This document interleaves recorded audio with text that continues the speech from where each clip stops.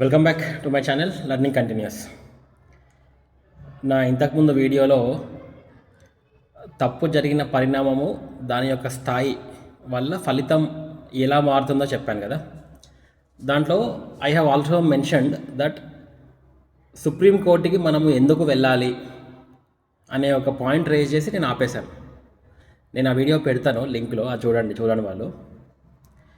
అయితే సుప్రీంకోర్టుకి మనము ఎందుకు వెళ్ళాలి అనే ప్రశ్న మన అందరిలో ఉంది. ఎందుకు ఉంది అంటే వెరీ సింపుల్ రీజన్. అందరు నన్ను అడుగుతున్నాను అనమాట, అన్న మరి ఇంత మేనేజ్ చేసారు గవర్నమెంటు, ఇన్నిసార్లు మనం ఓడిపోయినాము, ఇంత క్లియర్గా తప్పులు కనబడుతున్నా కానీ గవర్నమెంటు టీజీపీఎస్సీ మనని తొక్కిపడేసి కుమ్మక్కై ఏదో చేసి మొత్తానికి మనకి ప్రతికూలమైన రిజల్ట్సే ఇస్తుంది కానీ అనుకూలమైన రిజల్ట్స్ లేవు. ఒక ఎన్ఆర్ఆర్ జడ్జిమెంట్ తప్ప మనకు ఒక్కటి కూడా పాజిటివ్ జడ్జిమెంట్ లేదు ఇప్పటిదాకా. ఎందుకంటే వీళ్ళు అట్లా చేస్తున్నారు కదా. మరి ఇప్పుడు సుప్రీంకోర్టుకి వెళ్తే మాత్రం మనం గెలుస్తామా అనేది క్వశ్చన్. ఆ క్వశ్చన్ వ్యాలిడే అండి, కరెక్టే, ఒప్పుకుంటా. ఎందుకు అని అంటే దానికి ఇందాక చెప్పిన ఆన్సర్స్తో పాటు మొన్ననే 2 days back 4 days back February 4th కూడా GO29 కేస్ కొట్టివేయబడింది, డిస్మిస్డ్. ఎంత క్లియర్గా మెన్షన్ చేశారంటే దాంట్లో, మీరు సెకండ్ టైం మళ్ళీ వచ్చారు, ఫస్ట్ టైం మేము ఆల్రెడీ కొట్టేసినా కానీ మీకు బుద్ధి రాలేదు, మళ్ళీ వచ్చారు, మళ్ళీ కొట్టేస్తున్నాం అని GO29 కేసు కొట్టేశారు, డిస్మిస్ చేశారు. కానీ ఇంతవరకు ఏ కోర్టు కూడా GO29 యొక్క కాన్స్టిట్యూషనల్ వ్యాలిడిటీ మాట్లాడలేదు, దాని మెరిట్స్ మాట్లాడలేదు, కానీ కొట్టేస్తున్నారు. అది ఎట్లా జరుగుతుందో ఎవరికి అర్థమవుతలేదు. ఇంతవరకు GO29లో జరిగిన విషయాలు కానీ దాని మెరిట్స్ కానీ మాట్లాడకుండా కొట్టేయడం అనేది చాలా ఆశ్చర్యంగా ఉంది, అర్థమవుతలేదు నాకైతే. సో అది కూడా ఒక రీజన్. మరి మనలో డౌట్ రావడానికి GO29 ఫండమెంటల్గా రిజర్వేషన్కి సంబంధించిన GO29ని సుప్రీంకోర్టే స్ట్రైక్అవుట్ చేస్తుంది. దాని గురించి అసలు మాట్లాడకుండా మనకే ఉల్టా ఫైన్లు వేస్తుంది. లాస్ట్ ఇయర్ ఫైన్లు వేసారు పాపం పిటిషనర్స్కి, మీకు బుద్ధి లేదారా బాయ్ అని. మరి ఇట్లాంటి పరిస్థితులలో మనం సుప్రీంకోర్టుకి పోతే గెలుస్తామా లేదా అనేది క్వశ్చన్, అందరి మధ్యలో అదే క్వశ్చన్. మరి దీనికి ఆన్సర్ ఏంటిది అని అంటే ఇప్పుడు ఒకటి చెప్తా అండి, ఒక ఎగ్జాంపుల్. ప్రతి మనిషి, ఈ భూమి మీద పుట్టిన ప్రతి మనిషికి మరణం అయితే తప్పదు, అవునా? డెత్ ఈజ్ ఇన్ఎవిటబుల్, ఎవడు తప్పించుకోలేడు. డెత్ ఈజ్ ఇన్ఎవిటబుల్ అని తెలిసి మనం ఈరోజు పోయి బావిలో దుక్కట్లే కదా, ఈరోజు మనం సూసైడ్ చేసుకోవట్లేదు కదా, ఈరోజు మనం ఆత్మహత్య చేసుకోవట్లేదు కదా. ఆత్మహత్య చేసుకోకపోగా తెలిసి కూడా ఏదో ఒకరోజు చచ్చిపోతామని తెలిసి మరి ఈరోజు మనం ఆత్మహత్య చేసుకుంటున్నామా? చేసుకోవట్లేదు. చేసుకోకపోగా మళ్ళీ మనం ఏం చేస్తున్నాం? మనకి చిన్న రోగం వస్తే ఎంత ఖర్చు అయినా కానీ మనము ఆ రోగాన్ని నయం చేసుకోవడానికి ట్రై చేస్తున్నాం, డాక్టర్లకు డబ్బులు పోస్తున్నాం. ఏం తెలిసి? Knowing that we will die on some day. తెలిసి కూడా మనము డాక్టర్లకు డబ్బులు ఖర్చు చేసి, సార్ మమ్మల్ని బతికించండి సార్, ఎన్ని రోజులు అయితే అన్ని రోజులు బతుకుతాం సార్ అని మనం పోరాడుతున్నాం మన ప్రాణం కోసం. నాట్ దట్ మనం ఏమి చిరంజీవులాగా 150 ఏళ్ళు బతుకుతామని కాదు, కానీ దేవుడిచ్చినంత కాలము మనం బతకాలన్న ప్రయత్నం మనం చేస్తున్నాం కదా, అవునా కాదా? ఎంత డబ్బులైనా పోసి మనము బతకడానికి ప్రయత్నం చేస్తున్నాం. నేను అదే అంటున్నా, అదే ప్రయత్నము మనం కూడా మన న్యాయం గెలవాలని ప్రయత్నం చేద్దామంటున్నా. ఎట్లయితే నీ ప్రాణం మీద నీకు ఆశ ఉండి నువ్వు సస్తవని తెలిసి కూడా నువ్వు బతకాలని ప్రయత్నిస్తున్నావో, అదే ప్రయత్నము మనం కూడా న్యాయము, జస్టిస్ గెలవాలని ప్రయత్నించాలి అంటున్నా. గెలుస్తామా లేదా నా దగ్గర ఆన్సర్ లేదు. ఇఫ్ యూ ఆస్క్ మీ, అన్న మన మనిషితో చచ్చిపోతాడు కదా, మరి ఇది కూడా చచ్చిపోతుందా, మనం ఓడిపోతామా? ఓడిపోయినా పర్వాలేదు, ఓడిపోయినా గెలిచినా పర్వాలేదు, కానీ మనమైతే ప్రయత్నం చేయాలండి. That is what I say. That is what we have to do. ఎందుకంటే ఓడిపోవడము గెలవడము అనేది నీ చేతిలో నా చేతిలో లేదు. దానికి చాలా ఎక్స్టర్నల్ ఫ్యాక్టర్స్ ఉన్నాయి. అవునా? ఈరోజు ఉన్న పొలిటికల్ ఎన్వైర్న్మెంటు రేపు ఉండకపోవచ్చు.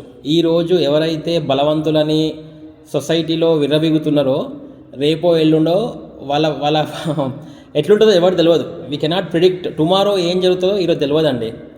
అట్లాంటిది మనము కేసే వేయలేదు అనుకుందాం, సుప్రీంకోర్టులో కేసే వేయలేదు అనుకుందాం. లెటస్ సే కేసు వేయకపోతే, ఇమాజిన్ కేసు వేయకుండా మనం ఉన్న తర్వాత ఒకవేళ ఇన్ కేసు పొలిటికల్ ఎన్వైర్న్మెంట్ మారిపోయింది అనుకుందాం. ఈరోజు ఎవరైతే పవర్ఫుల్ అయి ఉన్నారో వాళ్ళు పవర్లెస్ అయినప్పుడు మనకి ఏమనిపిస్తుంది సంవత్సరం తర్వాత, అస్సలు కేసు వేయాల్సిందిరా, మనం మిస్టేక్ చేసినాం రా అసలు అని అనిపిస్తుందా అనిపించదా? అది నేను చెప్తుంది. సో డెఫినెట్గా మన చేతిలో ఉంది, మనం చేయాల్సిందే, ఆప్షనే లేదు. Regardless of the outcome, success అవుతామా ఫెయిల్యూర్ అవుతామా, రేవంత్ రెడ్డి సుప్రీంకోర్టుని మేనేజ్ చేస్తాడా, హైకోర్టుని మేనేజ్ చేస్తాడా, లేకపోతే నరేంద్ర మోడీ వస్తాడా, చంద్రబాబు నాయుడు వస్తాడా, మనకి ఇన్ఎవిటబుల్ అండి. This is all inevitable. మన చేతిలో ఉంది రాజ్యాంగము, constitution. It has given you the right to raise your voice even in the supreme court. So అది చేద్దాం. మళ్ళీ కింద అడగండి, అన్న ఓడిపోతే ఎట్లా, గెలిస్తే ఎట్లా అంటే నా దగ్గర ఆన్సర్ లేదు. కానీ మనం చేయాల్సిందైతే చేస్తాం. దానికే కదా ఇందాక ఉపమానం చెప్పినా కదా. మీకు ఆ డౌట్ రాగానే ఇదే ఉపమానం చేసుకోండి. మీకు ఆరోగ్యం బాగాలేకపోతే పోయి చికిత్స చేసుకుంటుర్రా, లేకపోతే డాక్టర్కి చెప్తుర్రా, సార్ ఎట్లయినా వచ్చేదే, ఇక ఏం చేస్తావు ఆపరేషను, నన్ను చంపే ఈరోజే అని అంటుర్రా? మీరు అనట్లే కదా. మరి అట్లా అన్నప్పుడు మరి ఇదెందుకండి, ఇదెందుకంటారు? అరే పోరాడే వాళ్ళని పోరాడనివ్వండి సార్. మనకు తెలియదు, who knows. 2011 court case single బెంచ్లో ఓడిపోయింది, డివిజనల్ బెంచ్లో ఓడిపోయింది, కానీ సుప్రీంకోర్టులో గెలిచింది 2011 కేసు. అరే నిన్న కేసే చెప్తా అండి, 2011 కేసు వదిలేదు. నిన్న ఈవినింగ్ జరిగింది కదండి క్రికెట్ మ్యాచ్, ఎంతమంది చూసారు నిన్న? India versus USA, 74 for 5 India. First batting పీకింది అనుకున్నాం ఇండియా, ఈ 74-5 అయిందండి దరిద్రంగా. కానీ ఏమైంది తర్వాత? సూర్యకుమార్ వచ్చిండు, నిలబెట్టిండు, మనం గెలిచినాం. 160 చిల్లర కొట్టిన తర్వాత కూడా మనమే గెలిచినాం. మరి 74-5 అనుకుని పోతుంది, యూఎస్ఏతో కూడా దరిద్రంగా ఓడిపోతాం అనుకున్న మ్యాచ్ మనం గెలిచినాం. అవునా కదా? నిన్న ఎగ్జాంపులే కదా, నిన్న ఎగ్జాంపుల్, 24 hours బ్యాక్ కూడా కాలేదు ఎగ్జాంపుల్. సో నేను ఇట్లాంటి ఎగ్జాంపుల్స్ ఎందుకు చెప్తున్నా అంటే, వీ డు నాట్ నో అండి, ఎప్పుడు ఏదైతే తెలియదు మనకి. కానీ మన ప్రయత్నం అయితే మనం చేద్దాము అంటున్నా. డెఫినెట్గా వీ హ్యావ్ టు డూ. ఇంకొక పాయింట్, ఇదొక పాయింట్ కదా. ఇంకొక పాయింట్ ఎందుకు సుప్రీంకోర్టుకు పోవాలి అని అంటే, చాలామంది అడుగుతున్నారు, అన్న ఇక ఈ నోటిఫికేషన్ మర్చిపోయి నెక్స్ట్ నోటిఫికేషన్కి చదువుకుంటాము అని అంటున్నా. నేను వాళ్ళకంట, అరే అట్లా చేస్తే మనంత మూర్ఖులు ఇంకొకళ్ళు ఉండరు రా భయ్. ఈ నోటిఫికేషన్ వదిలేసి నెక్స్ట్ నోటిఫికేషన్ చదువుతాను ఎవరైతే అంటున్నారో, మనంత మూర్ఖులు ఇంకొకళ్ళు ఉండరు. ఎందుకంటే వెరీ సింపుల్, ఈ నోటిఫికేషన్లోనే అవకతవకలు జరిగినప్పుడు నెక్స్ట్ నోటిఫికేషన్ జరగవా అండి? నువ్వు ఈ నోటిఫికేషన్ రెక్టిఫై చేసుకోకుండా నెక్స్ట్ నోటిఫికేషన్ రిలీజ్ అయితే, ఎవరైతే ఇప్పుడు అవకతవకలు చేసిర్రో వాళ్ళకే మనము బలాన్ని ఇస్తున్నట్టు.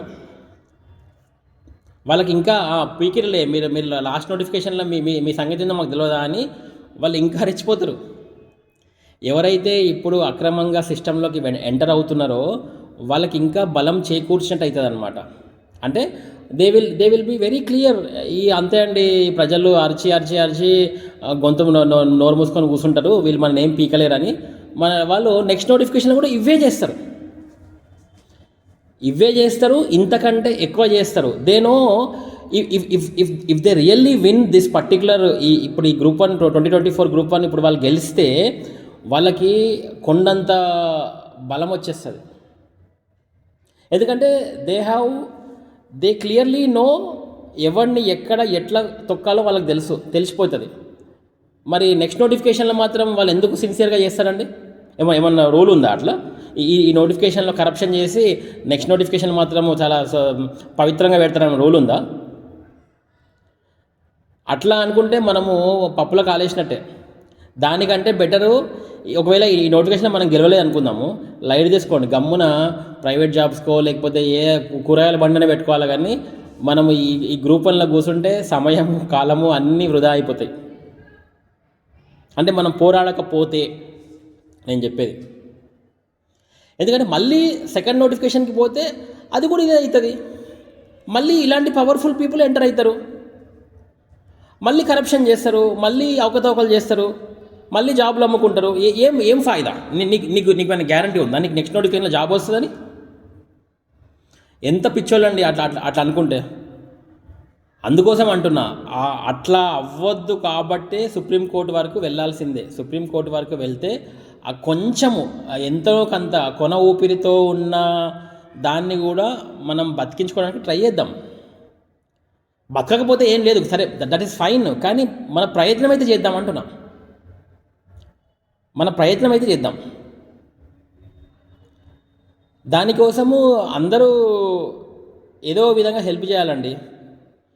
చాలామంది ఏమో నాకు ఇప్పుడు మనం చూసినాం కదా, ఫండింగ్ విషయంలో కానీ ఏ విషయంలో కానీ 100 క్వశ్చన్లు అడుగుతారు. కానీ రియల్ హెల్ప్ వచ్చేసరికి తలుపు స్టార్ట్కి పోయి దాక్కుంటారు. అది రాంగ్ కదా, దట్ ఈస్ రాంగ్ థింగ్. నేను రాను, నేను నా మొహాన్ని బయట పెట్టను అంటే మీరు మాత్రం సేఫ్ ఉండాలి. మీకు మీ ఫ్యామిలీకి మీకు మాత్రం ఏం కావద్దు. కొట్లాడేటోడు బయటకు వచ్చి కొట్లాడాలా, ఆడు సచ్చినా వాడు ఫ్యామిలీకి ఏమైనా ఏం కాదు. మీరు మాత్రం తలుపు సాటికి ఉంటారు, మీరు బయటికి రారు, పైసలు ఇయ్యరు, ఏమి ఇయ్యరు, యు ఆర్ సేఫ్. కానీ బయట వాడు పోరాడాలి. ఇది రాంగ్ యాటిట్యూడ్ కదండి, this is wrong attitude. And మూడో పాయింట్, ఎందుకు కొట్లాడాలి సుప్రీంకోర్టు దాకా అంటున్నా అంటే, ఇప్పుడు ఇదంటే గ్రూప్ 1 విషయం అండి.